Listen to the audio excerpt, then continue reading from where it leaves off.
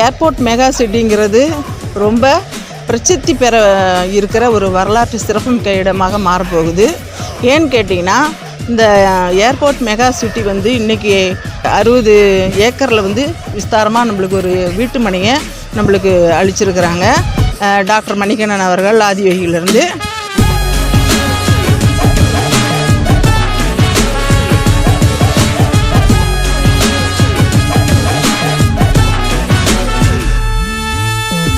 அதோட இங்கே சிறப்பம்சம் என்னன்னு கேட்டிங்கன்னா, ஜாகுவார் கார் கம்பெனி, சிப்காட் வரப்போகுது, பரந்தூர் விமான நிலையம் வரப்போகுது. நடுநிலை நாயகனாக இந்த ஏர்போர்ட் மெகா சிட்டி இன்றைக்கி அமைந்திருக்கு.